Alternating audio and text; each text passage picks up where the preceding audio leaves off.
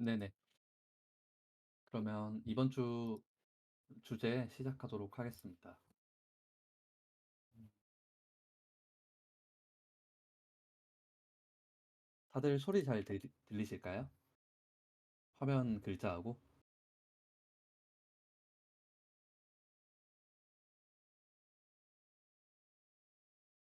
네네.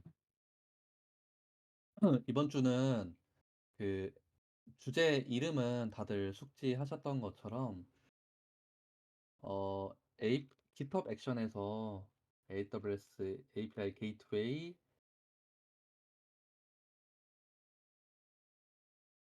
그리고 람다 이용해서 배포를 하는 거고요. 저도 이번 주차 실습 준비를 하면서 처음으로 이거 한번 좀 깊게 조사를 한번 해봤어요. 그래서 인프라에 대해서 설명을 드리고 그리고 그 과정에서 저희가 CI/CD 과정에서 뭐 빌드 하는 과정도 있고 테스트 코드를 돌리기도 하는데 이런 부분에 대해서 개략적으로 한번 알아가 보면 좋을 것 같습니다.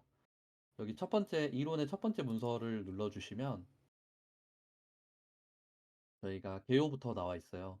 서버리스가 뭔지 모르는데 아직은 서버리스 환경에서 정적 그리고 동적 페이지를 포함하고 있는 Next.js를 배포하기 위해서 저희가 API 게이트웨이와 람다 기반 아키텍처를 설계를 해 보았습니다. 그래서 이 아키텍처를 이해하기 전에 저희는 이미 지금까지 클라우드 프론트나 S3 1주차에는 정적 페이지를 배포해 봤고요. 2주차에는 동적 페이지를 배포를 해봤어요. 서버죠.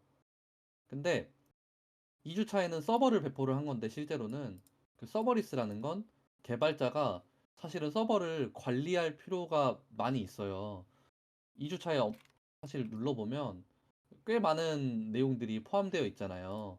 그 이유가 저희가 서버를 배포를 하게 되면서 이제 따라온 그런 부분들이고 이런 지식들이나 뭐 많은 서비스를 사용한 만큼 많은 지식이 필요하단 말이에요. 근데 서버리스는 이런 관리할 필요가 없이 어플리케이션을 빌드하고 실행할 수 있도록 만든 클라우드 네이티브 모델이에요. 예를 들면 저희가 노트북을 구매를 해서 사용을 하게 되면 영화를 다운로드를 받다가 하드디스크가 꽉 찰 때 하드디스크를 교체한다던가 추가로 끼운다던가 이런 관리 필요성이 있잖아요. 뭐 포맷도 주기적으로 해줘야 되고. 근데 S3에다가 영화를 올리거나 다운로드를 받으면 저희가 용량을 크게 신경 쓰지 않아도 많은 양의 데이터를 넣고 뺄 수 있단 말이에요. 그래서 저희가 쓰고 있는 것 중에 좀 자유롭다 하는 친구들을 좀 자세히 조사를 해보시면 서버리스 관련된 리소스들이 꽤 많습니다. 그래서 이번 주차 거는 레퍼런스가 있긴 하지만 어, 좀 접근 방법을 좀 다르게 해봤어요. 2주차, 1주차하고 2주차에는 저희가 어떤 식으로 접근을 했냐면 내가 지금 하려는 게 뭐고 그런 것들을 AWS에서 어떻게 배포하는지 검색을 하는 방식으로 접근을 했었어요. 여기 보면 뭐 AWS에서 동적 콘텐츠를 제공하기. 근데 이번 주에는 그 레퍼런스가 많이 없기 때문에 이런 방식으로는 검색이 안 될 수도 있어요. 그래서 기본적인 개념을 잡고 그 개념에서 기존에 저희가 구성했던 서버 기반의 아키텍처를 서버 리스 기반의 아키텍처로 변경을 할 겁니다. 그래서 저희는 이미 2주차에 서버 기반 아키텍처를 배포를 했고요. 근데 스토리지와 컴퓨팅에 대해서 조금 생각을 해볼 필요가 있어요. 1주차에는 클라우드 프론트나 S3 둘 다 컴퓨팅 파워가 들어가지 않는 친구들이기 때문에 컴퓨팅에 대해서 고민하거나 신경 쓸 부분이 없었어요. 근데 2주차에는 뭐 로드 밸런서나 EC2 같은 서버 컴퓨터를 사용을 했기 때문에 좀 비용 단점들이 발생을 합니다. 여기 보면 스토리지에 비해서 비용이 많이 지불이 돼요. 혹시 리소스 실습을 하시다가 중간에 포기했을 수도 있고 잠깐 멈췄을 수도 있는데 이렇게 만들어 놓고 이제 가만히 내버려 두시면 비용이 꽤 많이 나오셨을 거예요. 그래서 AWS 콘솔에서 우상단에 결제 및 비용 관리에 들어가셔서 코스트 매니지먼트 여기서 보면 비용이 나와요. 제가 스터디를 운영을 준비를 하면서 이렇게 나온 비용인데 이번 달에는 17달러가 이렇게 나왔네요. 그래서 비용 지불되는 거 확인하셔서 여기 청구서 왼쪽 슬라이드에 청구서가 있어요. 여기 들어가면 비용이 높은 순서대로 나와요. 클릭을 해보시면 제가 북부 버지니아 US 이스트 1에서 5.79달러가 나왔고 컴퓨터들이 켜져 있다. 이런 친구들이 나오거든요. EBS, EC2 이런 거 확인하셔서 뭐 지우시면 될 것 같고요. 어찌됐건 제가 스토리지에 비해서 비용이 많이 나옵니다. 컴퓨터기 때문에. 그 두 번째로는 캐시나 엣지 로케이션이 없어요. 눈치를 채셨을 수도 있는데 저희가 그 클라우드 프론트라는 걸 사용을 하게 되면 그 용량이 가벼운 웹사이트들을 매번 뭐 미국에 있는 사람이 매번 한국에서 가져가는 게 아니라 미국에 있는 클라우드 프론트의 뭐 엣지 로케이션이라는 장소에 뭐 팝이라는 장소에서 꺼내서 쓴다라고 말씀을 드렸잖아요. 근데 이시스트로 넘어오게 되면서 단순히 비용만 늘어난 게 아니라 실제로 이제 캐싱 계층하고 뭐 엣지 로케이션이 포함된 CDN이 앞에 없기 때문에 웹사이트를 전 세계 사용자가 무조건 북부 버지니아로 방문을 해서 가져와야 돼요. 그래서 사용자 속도가 매우 느릴 거예요. 용량이 많이 왔다 갔다 할수록. 그래서 이 캐시나 엣지 로케이션이 없기 때문에 지연 시간이 높게 발생을 하고요. 당연히 비용도 많이 발생을 할 거예요. 실제로 서비스가 공개가 되면.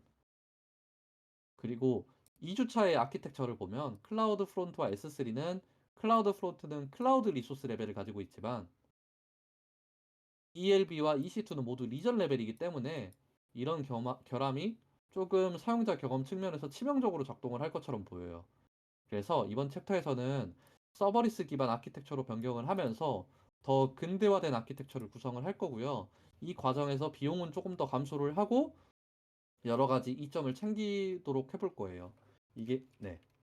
그래서 서버리스 아키텍처에 대해서 저희가 알기 전에 AWS에서 서버리스를 어떻게 정의를 하고 있는가를 봐보면 좋을 것 같아요. 내용을 쭉 읽어보시면 서버리스라는 건 서버를 관리하지 않도록 코드를 실행하고 데이터를 관리하고 애플리케이션을 통합한다. 애플리케이션 두 개를 묶어서 하나의 시스템으로 구성할 수 있는 기술이다라고 나와 있어요. 그래서 서버리스 기술은 아래의 특징들로 비용을 최적화한다라고 정의를 할 수 있을 것 같아요. 서버리스가 무조건 비용이 싼 게 아니라 최적화가 잘 되었을 때 좀 더 적은 비용으로 서비스를 공급할 수 있는 거예요.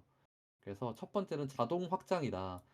저희가 노트북에는 많은 양의 용량을 저장하기 위해서 추가로 디스크를 연결을 하면서 확장을 해야 되지만 S3에는 확장을 하지 않아도 되죠. 그리고 서버리스 컴퓨팅은 가용성이 좋습니다. 단일 리전에 EC2를 하나 배포하는 경우의 가용성은 99.5%로 일간 7분 정도 사용을 못하는 시간이 발생을 하지만 람다를 하나만 배포하게 될 경우 이 컴퓨터거든요. 이 친구도. 이 친구는 43초의 장애 시간을 가질 수 있어요. 그래서 기본적으로 가용성이 더 좋다라고 인식을 할 수 있고요. 그리고 세 번째로는 용량 프로비저닝 및 패치 적용. 용량 프로비저닝은 저희가 더 많은 컴퓨터가 필요할 때 새로운 컴퓨터를 실행을 하게 될 때 프로비저닝이라는 단어를 많이 사용을 하고요. 패치 적용은 저희가 새로운 코드를 변경했을 때 기존의 코드에서 새로운 코드로 변경하는 작업들, 이런 작업들이 저희가 배포 자동화에서 해야 되는 작업인데 이런 것들이 매우 간편하다라고 할 수 있습니다. 그리고 200개가 넘는 AWS 서비스들 간의 통합, 연결이 잘 지원이 돼요. 많은 내용들이 있었지만 결론만 보면 서버리스 아키텍처는 서버리스 리소스 서비스들로 구성된 아키텍처일 거예요. 또한 여기서 말하는 서버리스 리소스는 간단한 설정만으로도 편리하게 실행 및 관리를 제어할 수 있는 리소스입니다. 그래서 저희가 서버를 EC2에 배포를 했는데 이 EC2가 가용성이 안 좋으니까 여러 대의 EC2를 이용해서 이제 여러 대의 EC2를 쓰게 됐고 여러 대의 EC2의 요청을 분산시키기 위해서 2주차 때 로드 밸런서라는 걸 썼었어요. 그래서 이 친구들 ELB와 EC2 이거 두 개를 다른 친구로 대체를 해줘야 돼요. 그게 바로 로드 밸런서는 API 게이트웨이라는 서비스를 쓸 거고 EC2는 람다를 쓸 겁니다. 그래서 API 공식 문서에서는 API 게이트웨이를 다음과 같이 소개를 하고 있어요. 규모와 관계없이 저희가 뭐 API 명세라고 불리는 RESTful API 혹은 웹소켓 API를 생성하고 뭐 게시 배포하고 유지하고 모니터링하고 보호할 수 있다. 거의 모든 기능들이 다 포함이 되어 있는 서비스고요.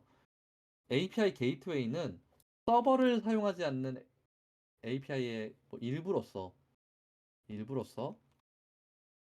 AWS 서버리스 인프라 맵의 앱 페이싱 부분을 담당을 하게 돼요.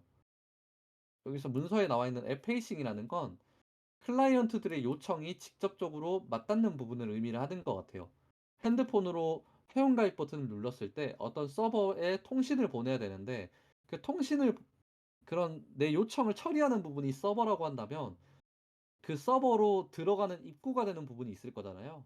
그런 부분을 저희가 앱 페이싱 부분이라고도 하고 뭐 로드 밸런서 대표적인 앱 페이싱은 로드 밸런서 등이 있겠네요. 그래서 API 게이트웨이를 알아봤고요. 람다는 역시나 공식 문서에서는 서버를 프로비저닝, 생성하거나 관리하지 않도록 코드를 실행할 수 있는 코드를 실행한다는 건 저희가 어 이런 걸 의미를 하는 거거든요. 저희가 뭐 여기에 자바스크립트 파일이 있다고 하면 이렇게 노드하고 실행을 시키는 코드 있잖아요. 이런 걸 뭐 저희가 코드를 실행한다라고 표현을 하죠. 그래서 코드를 실행할 수 있도록 해 주는 컴퓨팅 서비스이다. 람다를 사용하면 람다가 제공하는 언어 런타임, 노드나 자바나 고랭 이런 다양한 언어들 중 하나로 코드를 저희가 제공해서 람다에 넣어 놓기만 하면 특정한 트리거가 발생을 했을 때 해당 함수가 실행이 됩니다. 네. 그렇고요. 여기 기능들이 정말 많지만 저희는 극히 소수의 기능만 사용을 할 거예요. 그리고 맨 마지막으로 저희가 캐싱을 하고 뭐 버지니아에서 정적인 페이지를 요청을 했을 때 그 버지니아 한국에서 버지니아를 요청을 했을 때 굳이 매번 버지니아까지 왔다 갔다 하지 않도록 CDN이라는 걸 쓸 거기 때문에 클라우드 프론트와 S3를 같이 사용을 할 겁니다. 그래서 완성된 아키텍처는 가비아의 도메인을 구매를 한 게 있고 라우터 13 호스팅 도메인이 이미 있죠. 그 환경에서 저희가 람다 배포를 할 거고요. 뭐 잘못 써놨네요. 람다 앞에 있는 건 이게 API 게이트웨이인데 람다를 호출하는 클라우드에서는 인보크라고 부르거든요. 호출하는 걸. 그래서 람다를 인보크 해주는 API 게이트웨이가 있고요. API 게이트웨이에 HTTPS 설정을 해줄 클라우드 프론트가 앞에 붙어요. 그리고 저희가 정적인 페이지들은 S3에 별도로 또 업로드를 할 거고요. 두 개의 원본에 대해서 가리키도록 하는 클라우드 프론트 배포가 하나가 생길 겁니다. 그리고 이 클라우드 프론트 배포에서 필요한 HTTPS 설정을 하기 필요한 TLS 인증서는 서티피케이트 매니저에서 받을 거예요. 그래서 2주차에 본 것과 이제 대차해서 비교를 해보면 저희가 2주차에는 클라우드 어, 2주차에는 ELB가 API 게이트웨이로 바뀌었고 EC2는 람다로 바뀌었습니다. 그리고 이 로드 밸런서 두 개의 로드 밸런서 사이에 클라우드 프론트가 추가가 됐고요. 그리고 정적인 페이지는 S3에 배포가 되고 이제 1주차 걸 보면 클라우드 프론트와 1대 S3가 1대1로 이렇게 연결이 되어 있었지만 이번 주차에 할 건 클라우드 프론트 한 개와 API 게이트웨이와 S3가 1대2로 배포를 할 거예요.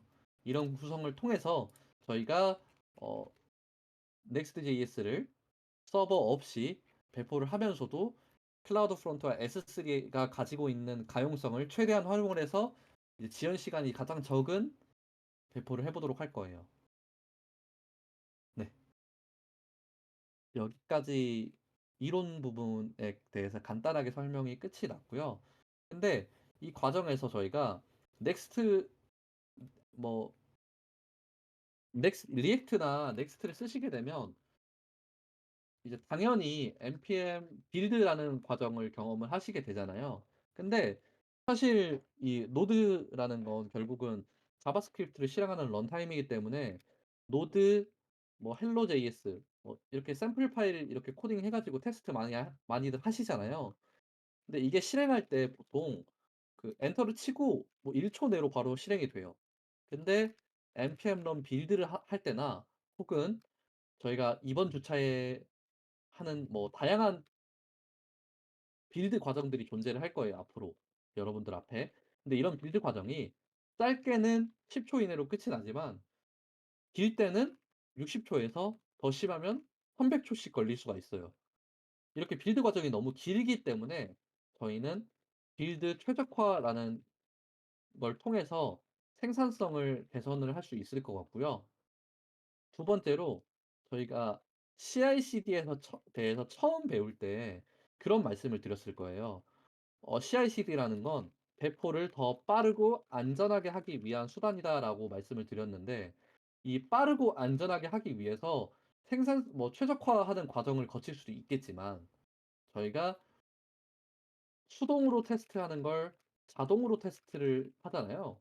테스트를 하는 게 결국 테스트 코드이고 이런 테스트 코드들을 적절히 잘 썼을 때 배포를 좀 믿고 할 수 있게 된단 말이에요, 저희가 수동 테스트 없이도. 근데 여기서 문제가 있어요. 어 '테스트 코드가 얼마나 필요할 것인가.'라는 부분들도 있겠죠. 테스트 코드의 양이나 테스트 코드의 질, 이런 품질 같은 부분들을 어떻게 관리할 것인가라는 의문이 던져지는데 여기서 테스트 코드의 양과 품질 두 가지 조건 중에서 첫 번째인 양을 나타내는 지표가 일반적으로 많이 쓰이는 게 커버리지라는 지표가 있어요. 그래서 이건 스터디 지금 준비 같이 해 주고 계신 강서구 님이 넥스트에서 빌드 최적화를 어떻게 하는지에 대해서 문서를 작성을 해 주셨고 그리고 뭐 테스트 커버리지에 대해서 간단하게 이렇게 작성을 해 주셨어요. 그래서 이 부분은 서구 님이 어떻게 이런 지표들을 보실 수 있는지 설명을 지금 해 주실 겁니다. 네.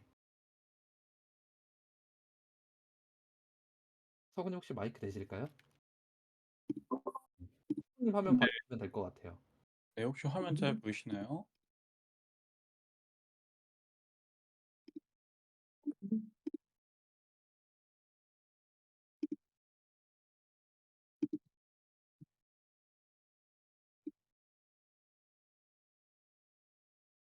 아, 네. 일단 시연에 앞서서 그냥 간단하게 설명을 먼저 드리자면 제스트를 통해서 저희는 테스트 코드를 작성할 수 있고 이제 유닛 테스트, 이투 테스트 등을 작성할 수가 있게 되는데요. 그런 코드들을 통해서 저희가 작성한 코드가 잘 돌아가는지 확인할 수가 있습니다. 근데 이제 저희는 이제 제스트를 통해서 저희가 얼마만큼 커버리지, 그러니까 다시 말해서 저희가 저희 코드를 얼마나 테스트 코드로다가 커버했는지 확인을 하기 위해서 특별한 코드를 몇 가지 추가를 해줘야 되는데요. 그 방법을 제가 여기다 적어 놓았고요. 이 문서는 이제 실습을 하시면서 읽어보시면 될 것 같고, 저는 이제 다 작성된 파일로다가 제가 이제 위크 3를 이제 클론 받아서 보시면 제가 여기 패키지 제이슨에 커버리지와 애널라이즈를 넣어놨어요. 베스트 커버리지를 보는 방법인데요. 여기 보시면 캘큘레이터 테스트 TS 부분에 네, 테스트 코드 그냥 간단하게 4개를 작성해 놨습니다.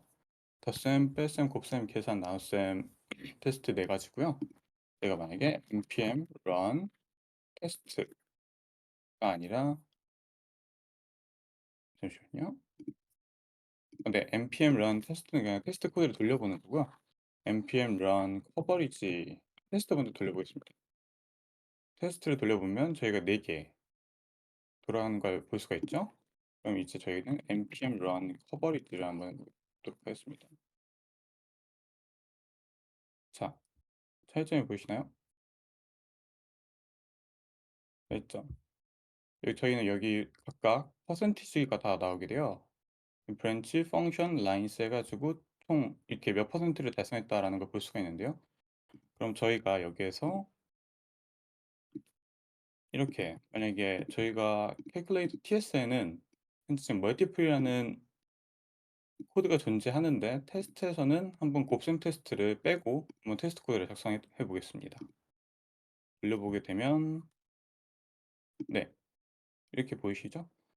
75% 펑션 75% 라인 87.5% 이런 식으로 다 나오게 되는데 이런 것들을 통해서 일정 기준치 저희가 정해 놓고 도달하지 못하면 상 저는 지금 코드 전체를 보지 않고 해당 파일만을 볼 수 있게 지금 작성해 놓은 상태고요. 커버리지의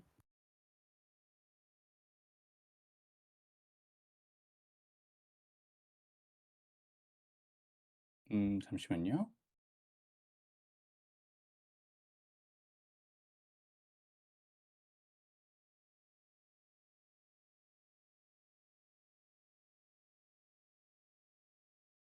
네, 콘피그 파일을 설정을 해 가지고 저기 보시면은 collect coverage from을 통해서 이 옵션을 수정해 주게 되면은 저희가 어떤 부분을 테스트할 건지 저희가 직접 수동으로 설정해 줄 수 있기 때문에 이거를 수정해서 저희가 테스트하고 싶은 부분만 설정해 가지고 볼 수도 있고요. 아니면 이 부분을 설정해서 전체 모든 제 코드를 다 테스트 커버리지를 볼 수도 있습니다. 커버리지는 이렇게 간단하게 작성했고요. 빌드 최적화는 조금 더 간단하게 작성을 하였는데 빌드 최적화를 하기 전에 저희가 이제 어떻게 보는지를 작성해 놓았고 그다음에는 이제 여러분이 레이지 로딩이나 아니면 코드를 줄이시면서 코드 분할을 통해서 빌드 최적화를 하시면 됩니다.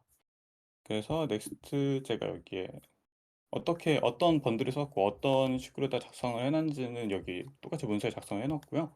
넥스트에서 공식적으로 제공하는 번들 애널라이저라는 거를 저는 사용하였습니다. 그래서 여기 패키지 제이슨에 마찬가지로 애널라이즈는 네, 애널라이즈라고 제가 작성해 놓았고요. 똑같이 npm run analyze 하고 제가 치게 되면은 음, 네, 여기 보이시는 것처럼 첫 번째 이제 로딩이 되었을 때 자바스크립트 파일이 얼마나 용량을 차지하고 있는지 각각 나오게 되고요. 그리고 여기로 넘어가서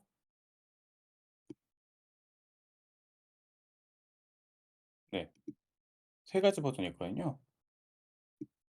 클라이언트 단에서, 노드 단에서 이건 엣지인데 이건 제가 뭐 작성을 안 해서 안 나오는 거고요. 저희가 이제 볼 수 있는 부분은 노드 단에서 이제 각각의 파일들이 얼마만큼의 양을 차지하고 있는지 저희가 크기로다가 자체적으로 볼 수 있게 나오게 되는 거예요. 그래서 클라이언트 단에서 저희가 어떤 파일을 얼마만큼 크게 만들었는지 보고 해당 파일에 있는 라이브러리가 만약에 크기를 많이 차지하게 될 경우 라이브러리를 이제 좀 더 늦게 로딩하는 쪽으로다가 코드를 수정해서 저희가 빌드 최적화를 할 수가 있습니다. 네. 빌드 최적화 제스트 부분은 제가 이렇게 간단하게 작성을 해 놓았고요. 이제 나머지는 민성 님이 다시 진행해 주시면 될 것 같습니다. 감사합니다. 네. 그래서 이런 넥스트 빌드 최적화하고 테스트 커버리지는 서구님이 설명을 해주셨고요. 이런 여기서부터 더 딥한 부분들은 개인이 프로젝트를 진행을 하시면서 꼭 전후 지표를 확인을 하시면서 내가 뭐 최적화를 했을 때 얼마만큼의 개선이 있는지를 측정을 하신다던가 아니면 뭐 테스트 커버리지를 수집을 하는 게 결국은 뭐 코드 10만 줄짜리 프로젝트에서 내가 몇 줄을 테스트했는지를 보는 거거든요. 근데 뭐 그 퍼센티지가 60% 미만일 때는 뭐 코드가 뭐 배포가 안 되도록 한다던가 이런 식으로 많이들 하시는 것 같아요. 근데 중요한 게 그 60%라는 그 지표가 조금 모호할 수도 있잖아요. 그래서 뭐 코드를 작성을 하실 때도 예를 들면 우리는 뭐 공통 컴포넌트에는 테스트 코드를 반드시 쓸 거야. 근데 뭐 페이지를 만들어내는 뭐 이벤트성 페이지까지 뭐 우리가 테스트 코드가 필요 없어라는 게 합의가 이루어지거나 개인 프로젝트라면 본인이 그런 규칙을 어느 정도 정해 두시고 주요하게 연산 처리가 되거나 뭔가 뭐 주요 컴포넌트 부분에는 테스트 코드를 쓰시고 그 외에는 이제 테스트 대상에서 제외를 하시는 것들도 좋은 방법인 것 같아요. 그래서 이런 부분들을 프로젝트에 적용을 해보시면 좋을 것 같고요. 돌아와서 그러니까 실습을 바로 들어가도록 하겠습니다. 이번 실습은 저희가 이걸 다 클릭을 하면서 들어가는 그 실시간도 들어가는 게 조금 속도감이 약간 느린 것 같아서 제가 녹화 파일을 따로 제공을 해 드릴 거예요. 해 드릴 거고 그전에 저희가 실제로 이 문서를 통해서 만든 결과물들을 공유를 해 드리고 그 결과물들에 나와 있는 각각의 요소들에 대해서 기본적인 설명을 조금 더 첨언하는 방식으로 하면 좋을 것 같아요. 그래서 이제 테스트 쪽 어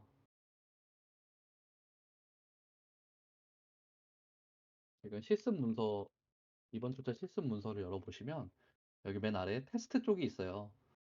wix3 구메인한 도메인으로 접속을 하면 넥스트가 나온다라고 되어 있는데 이 문서를 따라서 실습을 하면 제 도메인은 이거거든요. 그래서 한번 다들 들어가 보시면 이 친구가 람다를 통해서 배포가 되어 있고요. 그러니까 정상적으로 나오는 걸 알 수 있습니다. 네, 사이트가 나오는 데는 한 2초 정도 걸리네요. 이런 것들은 좀 디테일하게 보시면 될 것 같고 어찌 됐건 저희가 이 문서를 통해서 이제 람다를 이제 넥스트를 서버리스 환경에서 배포를 할 수 있고요. 위에서부터 하나씩 살펴볼 거예요. 이제 실습은 따로 진행을 하시면서 바로바로 물어보시면 될 것 같고요. 저희가 사전 환경 구성이 좀 필요해요. 저희가 AWS 프로필을 혹시 지우셨다면 꼭 이거 프로필이 필요하고요. 동시에 저희가 도커라는 프로그램이 필요해요. 근데 간단하게 말씀을 드리면 도커는 저희가 컴퓨터 위에 어떤 뭐 프로그램 있잖아요. 뭐 우분투 혹은 맥OS 그게 아니면 뭐 파이썬 3.10 버전, 노드 18 버전 이렇게 다양한 뭐 환경에 기본 운영 체제에 영향을 안 받고 조금 더 격리된 공간에서 이렇게 어플리케이션을 실행하기 위해서 많이 쓰는 툴이에요. 그래서 도커라는 부분은 자세한 부분들은 좀 개인 공부를 하시면서 알아보면 좋을 것 같고요. 중요한 부분은 각자의 운영 체제에 맞는 방법으로 설치를 하셔야 된다는 거. 다만 좀 귀찮거나 영어에 거부감이 좀 있을 수 있어요. 개인에 따라서. 그래서 이렇게 블로그로 도커 설치하기 이렇게 칠 수도 있거든요. 근데 도커가 버전이 달라짐에 따라서 일부 변경되는 부분들이 있을 거예요. 그래서 반드시 제가 링크업 걸어드린 공식 문서를 따라서 설치를 해주시면 될 것 같고요. 윈도우 같은 경우는 그 뭐 두 개가 있어요. 뭐 맥은 그냥 설치를 하시면 되는데 윈도우는 뭐 WSL 백엔드, 하이퍼브리 백엔드 이런 내용이 있는데 아래를 보지 마시고 그냥 설치를 하시면 됩니다. 이걸로. 이 아래에 이걸 읽고 뭔가 시스템 설정을 건드리시면 나중에 도커를 사용하실 때 시스템 관련된 버그가 발생을 할 수가 있거든요. 근데 해결하기가 매우 어려워요. 그래서 꼭 이거 도커 데스크톱 for 윈도우즈 이거 이용해서 설치를 하시면 됩니다. 네, 누르면 설치창이 뜨실 거예요. 그리고 도커를 만약에 윈도우 사용자인데 오래전에 설치하신 분들도 있을 거예요. 내가 도커를 뭐 작년이나 재작년에 하려고 썼다 하셔도 개인적으로 삭제하시고 다시 설치하시는 걸 권장드립니다. 네, 버전이 많이 달라졌기 때문에 그렇고요. 이 두 가지가 준비가 끝나시면 저희가 위에는 숫자가 안 써져 있는데 1, 2, 3, 4, 5, 6, 7, 8, 9, 10, 11 12 단계에 거쳐서 이제 배포를 할 거예요. 첫 번째는 저희가 네트워크 리소스 생성하기 2주차에 진행을 했던 부분들을 다시 한번 진행을 할 거예요. 그리고 ECR 레포지토리 생성하기라는 게 있어요. 여기서 ECR이라고 치시면 문서에 나오는데 프라이빗 레포지토리라는 게 나와요. 메뉴에. 여기서 프라이빗 좌측 슬라이드에 프라이빗 레포지토리스에서 레포지토리스를 클릭하면 네, 리전은 버지니아 북부로 하셔야 되고요. 이렇게 리포지토리 생성이라는 게 있어요. 생성을 누르시면 뭔가 값들을 누르는 게 있는데 여기 리포지토리 이름을 띄워 넣으시고 저는 이미 있어서 안 뜨고요. 이렇게 생성을 누르시면 생성된 레포지토리가 나와요.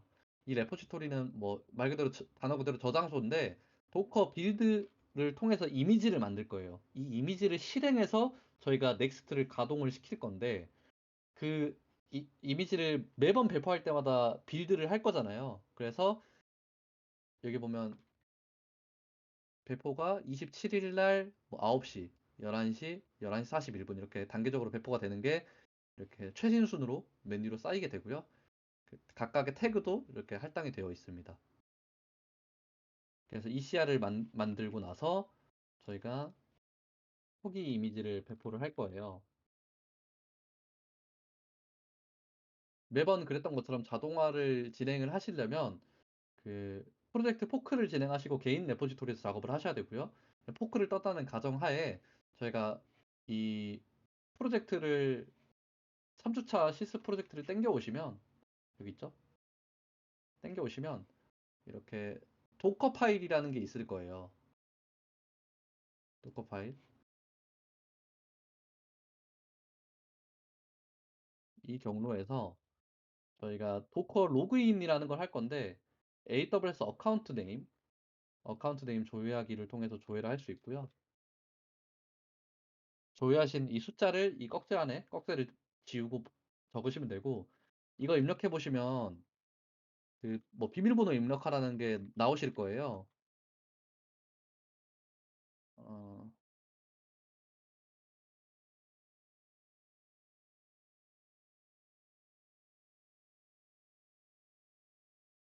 비밀번호 입력하는 부분이 나오는데 이 비밀번호 같은 경우는 이 STS 패스워드 조회하기 이 구문을 그대로 실행을 하시면 이 어떤 문자열이 나오실 거예요.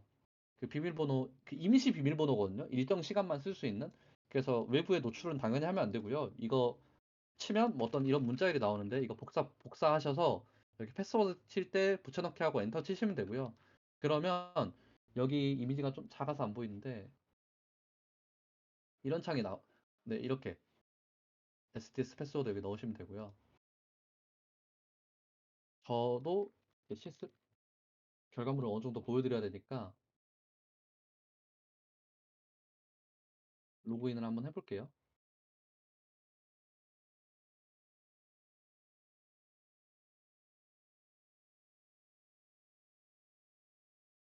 비밀번호 복사했고,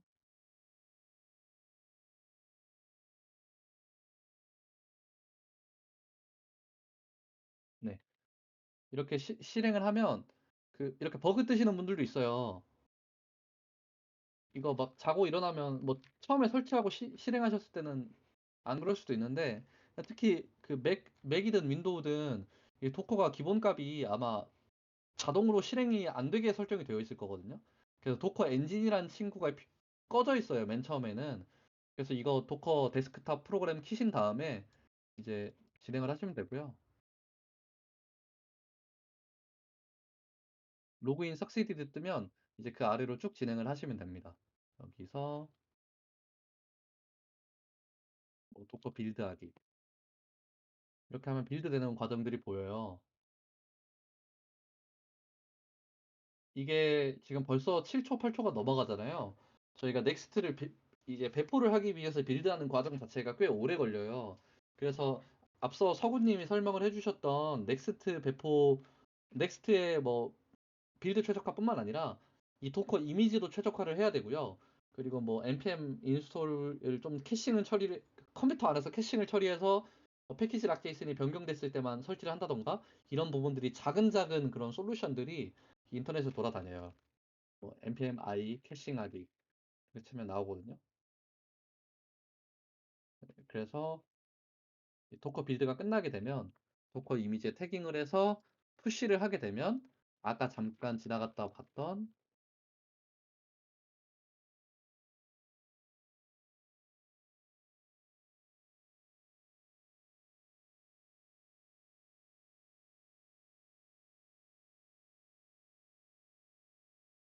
ECR 레포지토리에 새로운 이미지가 하나 늘어나게 됩니다. 4가 돼요, 4가.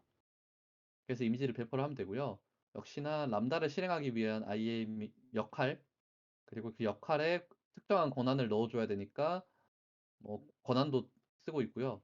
그 아래 보안 그룹, 저희가 람다로 요청이 들어가고 나오는 거에 대한 보안 그룹도 배포가 되고 있습니다. 근데 람다를 배포를 할 때는 당연히 저희가 배포했던 컨테이너 이미지를 이용해서 저희가 배포를 할 거고요. 이렇게 monthly CS ECR next 서버라는 이미지를 쓸 거예요. 그리고 이렇게 이게 글자로 보면 스크롤이 긴데 실제로 몇 번 반복하시다 보면 엄청나게 순식간에 끝나는 작업이거든요. 그래서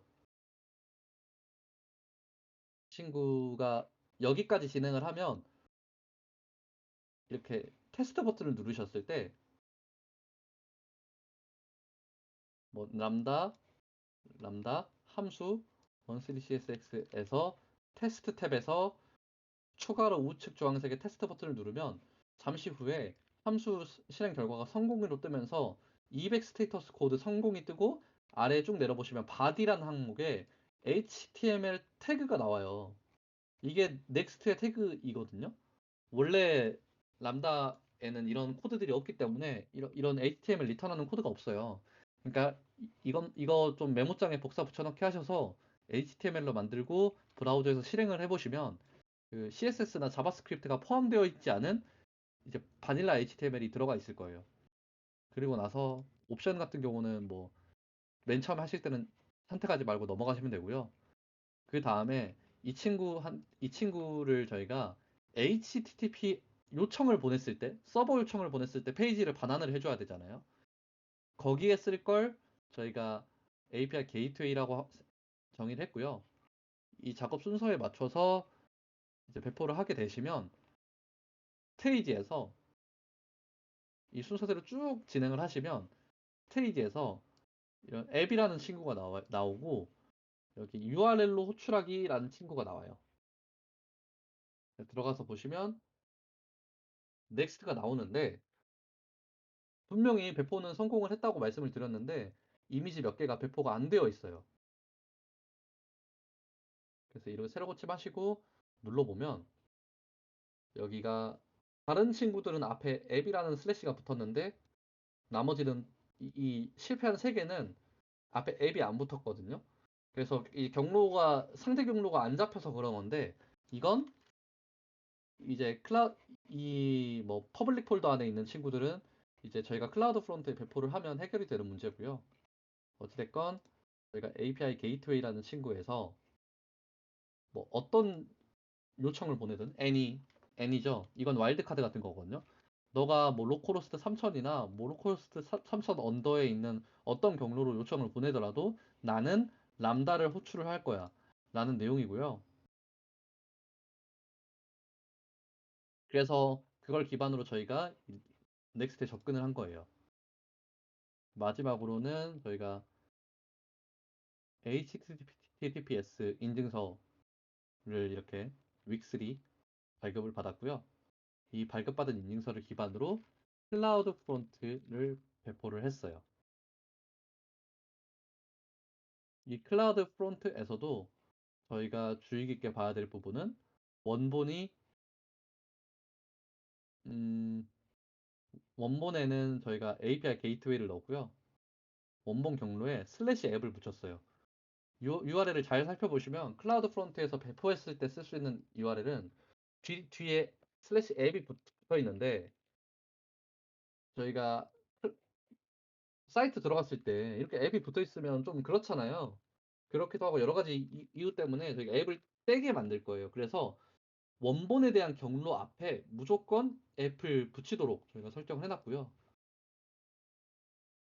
동작 부분을 보면 클라우드 프론트는 API 게이트웨이로 가는데 뭐 이런 것들이 있고 기본 값은 get하고 head만 이제 요청을 보낼 수 있는데 저희가 이게 서버이기 때문에 뭐 포스트, 풋 요청도 다 받아야 되니까 소용을 처리를 해줘야 되고 그리고 API 게이트웨이는 서버기 때문에 기본적으로 동적 데이터는 캐싱 적중률이 그렇게 좋지가 않거든요. 뭐 제가 회원가입을 한다던가 이런 것들은 캐싱을 하는 게 큰 의미가 없죠. 요청이 똑같아도 뭐 중복 첫 번째 회원가입할 때는 성공해도 똑같은 값을 다시 넣으면 두 번째에 실패하잖아요. 그렇기 때문에 캐싱이 큰 의미가 없어요. 그래서 이렇게 캐시 디세이블드 API 게이트웨이는 이걸 추천을 한대요. 기본값으로 선택되어 있는 거 그대로 넘어가면 되고요. 그리고 HTTPS 인증서도 붙어 있습니다. 이 절차에서 한꺼번에 진행을 하게 되고요. 그 다음에 저희가 HTTPS를 붙인다고 끝이 아니었죠.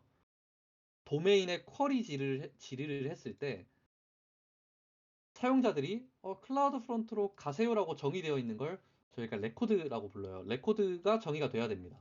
그래서 week3.unchaptered 샵이라고 요청을 보내게 되면 A 레코드를 통해서 저희가 이 클라우드 프론트로 이제 라우팅 되도록 지나가도록 이렇게 설정이 되어 있어요. 그래서 이 글의 내용은 길지만 실제로 몇 번의 클릭만으로도 저희가 HTTPS를 서버 없이 람다로 배포를 할 수 있게 되었고요. week3 unchaptered 샵으로 들어가시면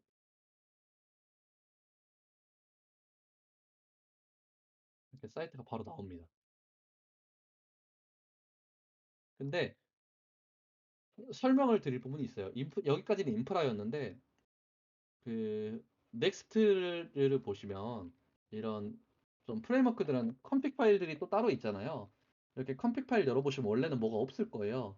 저희는 두 개를 넣을 건데 하나는 이 스탠드 언론이라는 친구고요. 두 번째는 에셋 프리픽스예요. 그래서 이 스탠드 언론이라는 친구는 이 친구를 포함한 상태에서 빌드를 하게 되면 이, 이 안에 server.js라는 파일이 나와요. 저희가 일반적으로 넥스트를 킬 때 npm run build로 빌드 파일을 생성을 하면 이 .next 폴더가 생긴단 말이에요.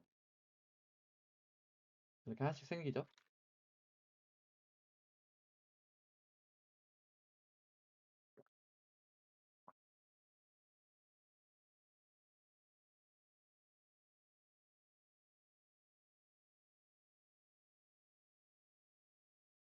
네. 이렇게 페이지들이 빌드가 됐는데 여기 제가 npm 뭐 run start라고 치면 이 친구가 next start라는 걸 쳐줘서 이 로컬호스트 3000에 켜졌어요. 이렇게. 근데 이렇게 켜졌는데 어 생각을 해보면 이 next start라는 친구는 저희가 추상화되어 있다고 하죠, 일반적으로. 그러니까 넥스트 스타트를 치면 어떤 프로그램을 시작하는지는 모르겠어요. 근데 어떤 프로그램이 시작되는지는 모르는데 어, 궁극적으로 넥스트 스타트는 어떤 기능을 담당을 하다가 특정 디렉토리 안에 있는 Node.js 파일을 뭐 자바스크립트 파일을 실행하는 걸 거예요. 좀 더 노드 모듈스 내부 들어가서 확인을 해보시면 이 점핑 폴더에 넥스트라는 게 있을 거예요. 넥스트가 있죠?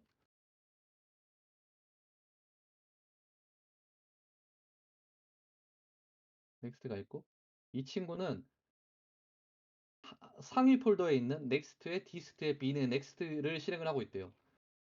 노드 모듈스에서 이 점핑 폴더의 상위 폴더에 있는 디스트, 넥스트에 내리다 보면 넥스트가 나와요.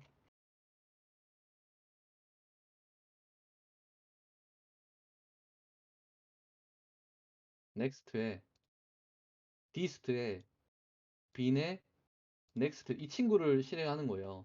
이거 쭉 따라가시다 보면 또 스타트도 있거든요. 이렇게 구문 중에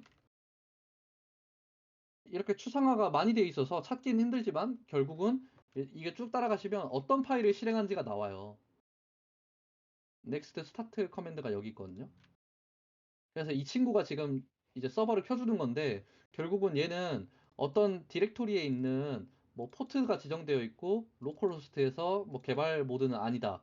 이렇게 어떤 추상화되어 있는 코드들을 통해서 이런 .next 저희가 빌드를 했던 .next 폴더 안에 있는 이 수많은 파일들 중에 하나를 실행해주는 시구거든요.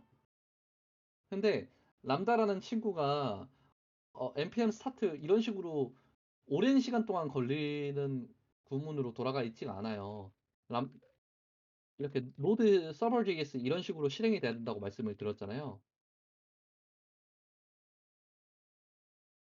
원래 람다의 형태는 이제 노드 20 버전 람다 샘플 코드 줘봐. 이렇게 형태가 생겨져 있어요. AWS 콘솔에서 제공해주는 형태랑 완벽하게 동일하진 않지만 기본적으로 코드의 형태가 이렇게 익스포트 되어 있는 익스포트 되어 있는 핸들러라는 상수가 익스포트 되어 있으면 그 저희가 프로젝트 루트 경로에 있는 index.js 파일 안에 있는 핸들러라는 메서드를 실행하도록 되어 있거든요. Node.js 런타임은. 근데 여기 보면 .next 파일이 빌드하고 생겼어요. 그런데 이 프로젝트 어디에서도 저희가 index.js 파일을 찾을 수가 없어요. 없거든요. 그 두 번째로 보통 서버가 가동될 때는 뭐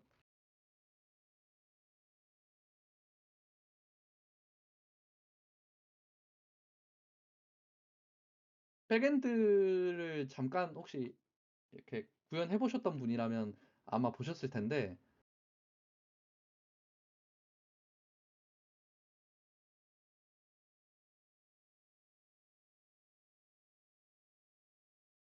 이런 구문이 있어요.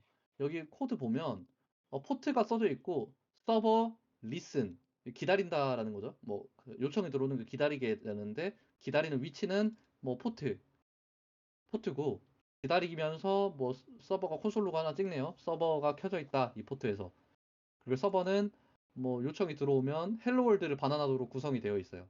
아주 작은 서버인데 이렇게 이 서버 리슨이라고 불리는 코드가 보여야 되거든요. 근데 저희가 기본적으로 코드를 빌드하면 이런 파일들밖에 없어요. 이렇게 페이지.js. 그러니까 추상화가 너무 많이 첫 번째로 문제가 추상화가 너무 많이 되어 있어서 어떤 파일을 노드로 실행을 시켜야 서버가 켜지는지를 몰라요. 그래서 이 친구를 저희가 서버의 형태로 출력을 해줘야 되기 때문에 아웃풋이라는 친구를 주게 되면 이게 설명에 더 자세히 나와 있을 텐데 어, 이 안에 노드 모듈스를 포함하고 .next를 포함한 이 서버가 생겨요. 그 말은 저희가 npm start로 실행을 하게 되면 .next 폴더를 실행해서 서버가 켜지는데 이 스탠드얼론이라는 폴더 안에 들어가셔서 여기 있는 서버 JS를 실행을 시키시면 똑같이 서버가 켜집니다. 이렇게. 아까랑 똑같죠? 그래서 저희가 스탠드얼론에 이렇게 출력을 뺐고요. 근데 람다에 배포를 할 때 저희가 이 문서를 읽어보시면 API 게이트웨이에서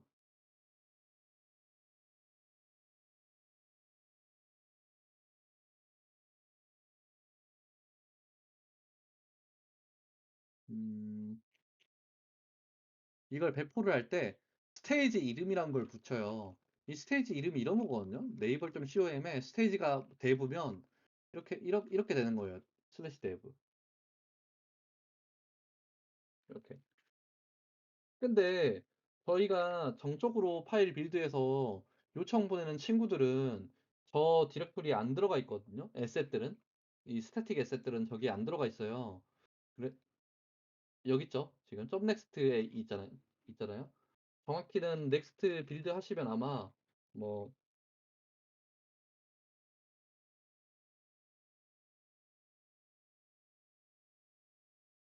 이런 경로에 있을 거예요. 근데 저희는 이 로컬호스트하고 언더바 넥스트 사이에 앱이라는 게 들어가거든요. 그래서 넥스트 자체가 이 앱을 넣는 친구는 그 API 게이트웨이가 넣어버려요. 이 앱을. 그러니까 빌드할 때도 우리가 넥스트한테 알려줘야 돼요. 아, 너 빌드할 때 앞에 에셋 파일 찾을 때 앞에 앱을 붙여줘라고 이걸 붙여주시면 이렇게 API 게이트웨이에서 정상 작동을 하고요. 그리고 이 두 가지 설정 외에 마지막으로 뭔가 추가적으로 내가 딥하게 공부하고 싶다라고 하시면 이 도커 파일이 있어요. 이런 것들을 영어로 설명이 써져 있긴 하지만 각 줄별로 설명 달아줘. 한글로. 이렇게 하시면 이 친구가 설명을 달아주실 거예요. 그래서 이 도커 파일이 어떤 친구인지도 추가적으로 공부를 하시면 좋을 것 같습니다. 그래서 실습은 이제 안내는 여기까지인데 제가 영상을 내일 저녁 되기 전에 찍어서 업로드를 해드릴 거예요. 근데 그 영상이 없더라도 2주차보다 훨씬 쉽거든요. 3주차는.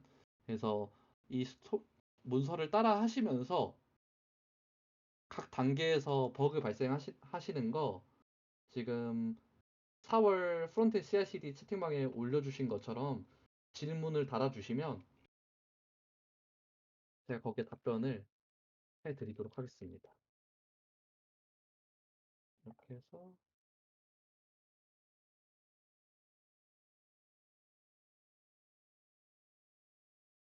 네,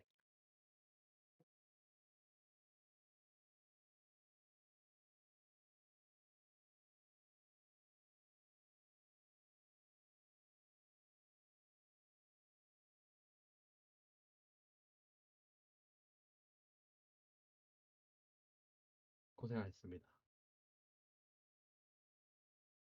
이렇게 나옵니다. 여기에 3주차 질문 쪽에 그 스크린샷하고 올려주시면 답변을 올려드릴게요. 그리고 2주차 것도 월요일 날은 조금 무리일 것 같고 제가 실습하는 걸 영상을 없다고 말씀을 해주셨잖아요. 그거 제가 실습을 한 번 더 진행을 하면서 그 정민님이 말씀하시는 그런 영상도 따로 올려드릴게요. 다음 주 중에. 그래서 꼭 실습하신 이후에는 만드신 것 전부 삭제를 해주셔야 됩니다. 네, 고생하셨습니다. 아, 잠시만요. 이미지가 작아서 보기 힘든가요? 약간?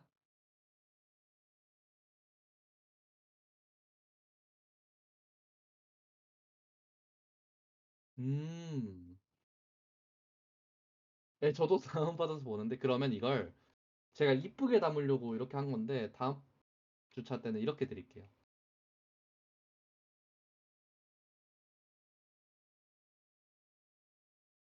이렇게 좀 이렇게 확대해서 제가 이게 글자가 그 67%로 제가 글자를 보거든요. 이렇게 이걸 좀 애초에 확대를 해서 스크린샷 뜰 때 좀 이렇게 해드리면 좀 괜찮을까요? 네, 맞아요, 맞아요.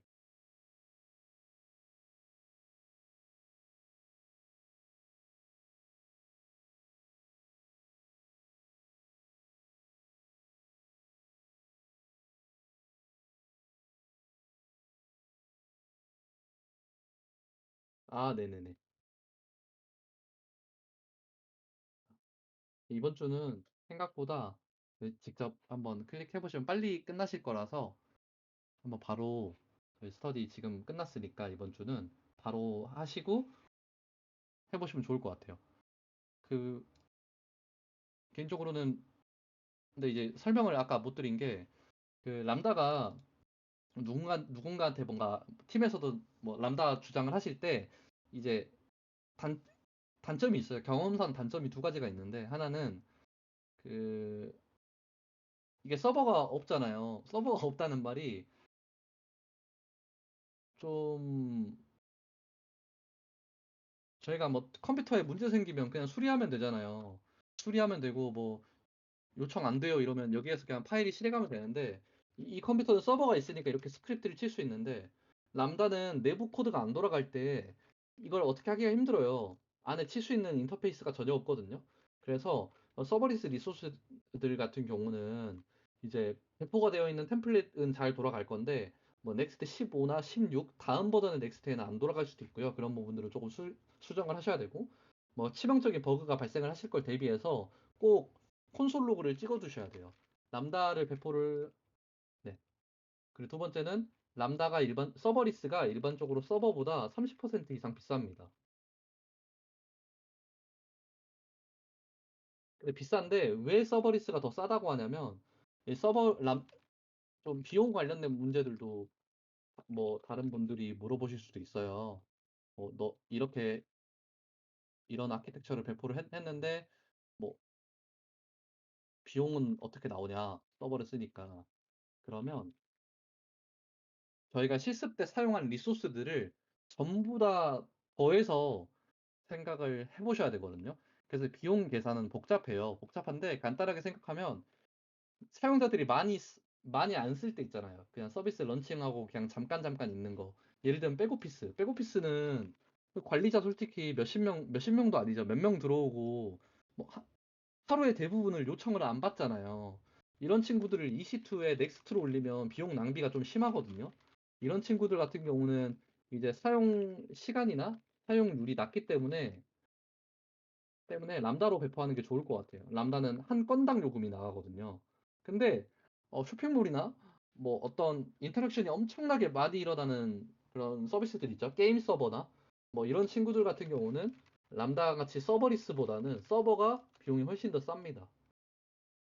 근데 보통 넥스트를 서비스 레벨에서 쓰기보다는 백오피스에서 더 많이 쓰시니까 람다를 써보셔도 재밌고 좋을 것 같아요.